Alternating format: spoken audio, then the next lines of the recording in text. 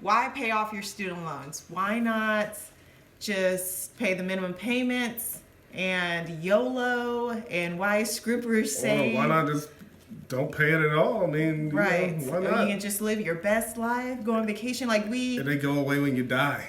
Yeah, because the loans go away when you pass away.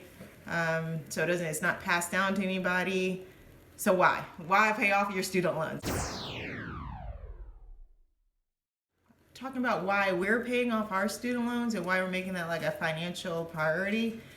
But the question is a valid one that deserves to kind of have a little attention, especially for us. Like, our minimum payments are zero. Like, we really don't have a minimum payment. Yeah, because our stuff is income-based repayment. So, right. They're like, you don't have to pay anything. So, this Joe Biden stuff doesn't even matter with him pausing the student loan payments and stuff.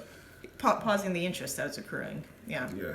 I have two reasons, and Oren has a reason. You just have one, right? Or do you have more than one? One, yeah. Okay. Pretty much one. All right. So I have two. So who's going to go first? You go first. You have all the fancy reasons. I have two reasons why I want us to prioritize paying off our student loans before doing anything else, financial-wise. One is a practical reason. One is more philosophical. So the practical reason, I will get into that, but let me get into the philosophical just really quick. I feel that it's a moral obligation to pay off my student loans. I took them out, signed my name saying that I will pay you back. And if you think about it, if you had someone who owed you money and they agreed, hey, I'll pay you back, this amount of time, I'll pay you the interest, but then you see them going on buying boats, you see them going on trips, you see them doing everything else but paying you back, and they have the money, how would that make you feel? Like, I'm paying it back because I said I would pay, so I'm going to pay. And it's kind of a like, I want to keep my word. Let's be real. That's not philosophical. That's straight up biblical, isn't it? It could be, yeah. So either camp. The borrower is slave to the lender. I feel an obligation to pay, whether that you believe the obligation being spiritual or not. I feel that it's fraud otherwise, that I'm scheming, trying to game the system.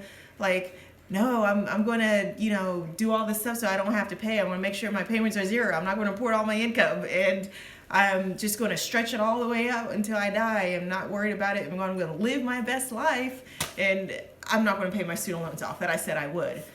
I feel that we would be critical of anyone else who were to do that. Politicians, you can take that for an example, or just a friend or a family member.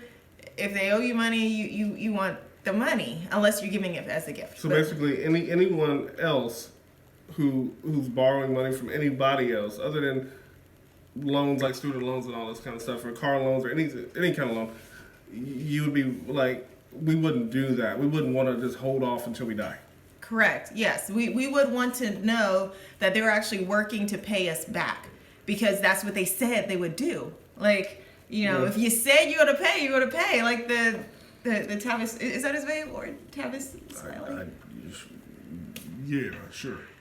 I mean, I heard the name, so yeah. The one that's like, you're gonna pay. You said you're gonna pay. Oh, you mean Ricky Smiley? Oh, Ricky Smiley. Okay. And then like, you say you're gonna donate, you're gonna donate. Yeah. So it's just a matter of keeping your word, like you said. That was a prank call, but yeah, I got you. Anyways, I'll link down below what we're talking about. Don't link that, please. Yeah. Leave it alone. They don't need to know. Anyway, if you don't know, you don't know. Anyway, so that's the philosophical reason. All right, let me get into the practical, the real kind of meat and potatoes. I believe that debt is a lifestyle. By accepting the student loan debt and saying it's okay, you can hang out with us for the rest of our life, it's saying that all debt is okay. Now maybe that's an illogical argument, possibly, but we've experienced in our own lives, like we were okay with getting another car loan. We actually financed our mattress, and we pay that off really quickly, but still, we were okay with this lifestyle of borrowing money that we don't have. I mean, I even borrowed money to go back to school to become a teacher to begin with. Right. So after having, 6 figures, so I want to pay it off so that we're not accepting debt anymore. So we're not, falling into that. I also don't want our payments to overwhelm our income. At this point, since our payments are zero, they're not. And some people may think that, I can handle the payments and, I make enough money and I can just handle it. I don't want it to become to where the whole lifestyle creep to where I'm getting more debt and to where I'm up to my eyeballs in debt. I'll link that below. So in other words, we don't want to be comfortable doing this debt thing where we have debts in the back of our mind, or we have debts looming over us, and we just continue to get into more and more and more. Right. The biggest thing, the kicker is lean in. So it's mathematical, because the thing is, you're always in the hole. It doesn't matter how much money, like mathematically, we have like a math teacher here that you can explain that if you have debt, you're in the negative. And it doesn't matter if I owe someone $50,000, but I make $100K every year in my salary, that's not, I'm still minus 50. That's always going to be there. You're always going to be below than what you're making. So if you get rid of the debt, then you can go so much further than if you were to keep it. It's like trying to run with rocks in your backpack or something, or weights around your ankles. Basically, mathematically, you're saying it's better to have $50,000 of savings, because then if you make $100K, then you have 150 kind of net worth type of thing going on, versus 50 in debt, and then you have 50 if you make 100K. You can start to build wealth, and that is my point. That's why we want to get out of debt, to build wealth. There is the thought of Rich Dad, Poor Dad, the guy who wrote that, who said, or I wouldn't say he says don't be in debt or don't go into debt or something like that, or to get out of debt or stay in debt or whatever, but he's like, just make sure that your assets outweigh your liabilities. And it's even in that sense, it makes more sense to have as little liability as possible, which is that, because it's continually growing. You're continually owing more money as time goes on. Right. Yeah, that was a point too. Like, that's part of the mathematical part, especially if you're carrying an interest rate. If you're not carrying an interest rate, it may be harder to see, but still, you're in the negative. Like, that's the biggest reason why. I want to progress our finances forward. Like, I don't want to be in the negative. I don't want to be, 10 paces back. I want to start from zero and let's continue to go forward. So those are my two reasons for wanting to pay off our student loan debt. All right, what's yours? All right. When we first got married, I didn't care about the debt. It was a lot of debt. I just didn't want to think about it. I got frustrated being on the phone with people talking about my debt. I didn't trust them. It's frustrating. It's frustrating. It's hard to picture paying off over $100,000 in debt. Where are you getting that money from? Why aren't you spending that money on something else, like video games, or going on a vacation, or spending it on a house, or spending on something? So I have that same feeling in my mind, like, this money's not going anywhere. It's going away if I pay it on debt. But I see this now because I keep looking at the debt now. I keep seeing now that there's a way out, and paying on the debt now feels like it's going somewhere rather than just going out, disappearing. All right, so what is your reason? Sorry. Okay, what's your reason for wanting to pay off the student loan debt?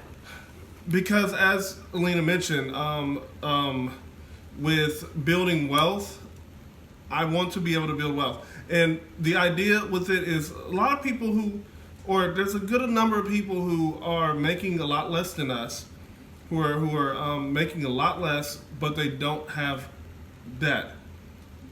Okay, like they don't have debts because they didn't go to college or whatever. They just don't have that, or the student loan debt at least. They might have other debts or something like that. But the idea is, once we're out of debt, I don't want to be in that place. I want to be in a place where we are building wealth and growing. I'm looking at where we are right now in our student loan debt as a slingshot. So the more resistance, the more money we're putting in, the more time and hard work we're putting into this debt, once we're out, the slingshot is released. and we are now straight up making a lot of money, earning a lot of money, and building a lot of wealth, so that we can, quickly pay for our kids' college, quickly pay for a down payment for a house, or even just pay a house with cash if we wanted to. We can do whatever we want. We can buy a car, paying it in full cash if we wanted to.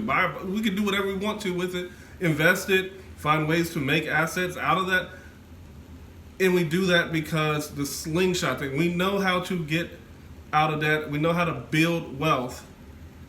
So even if we did, for some reason, give all our money away because Jesus tells us to, then we can still make more after that, because we know the struggle of being in debt and how to get out of it. So we know how to build wealth. We know how to make money. Yeah, I think that's the biggest thing about a debt-free journey. David said it. You get real creative. You get real tenacious. Legal. Yeah, and you get after it. Like, so to my Georgia Southern fans, they gotta, get after it. But you have to have that once you're on your journey in order to get out. That's the only way it's kind of going to work. You have to want it so badly, and you have to keep at it. And it's a motivating thing. I guess that's the word for it. You can picture it like a workout as well, like the weights on your legs or whatever, and you're trying to run. When you're in debt, you have those weights on your legs, so you are going to be running, and it'll take a lot more work, all that kind of stuff. But you're building muscle. And then once the debt is gone, chains are free, weights are off, you'll run so much faster. Right, you can run faster. You've built up a muscle now. You know how to get money.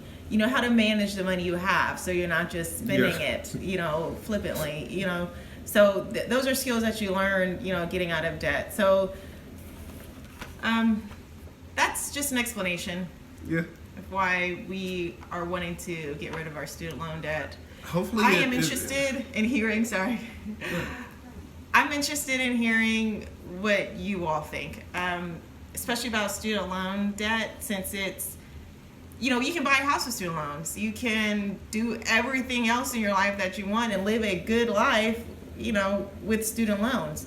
So, what makes you want to pay them off? What is motivating you? I'd like to hear. If it's not motivating you, I'd like to hear that too. And if you know people who do have student loans but are they're acquiring wealth, they're building wealth, let us know about that too. Let us know that other side. See you later.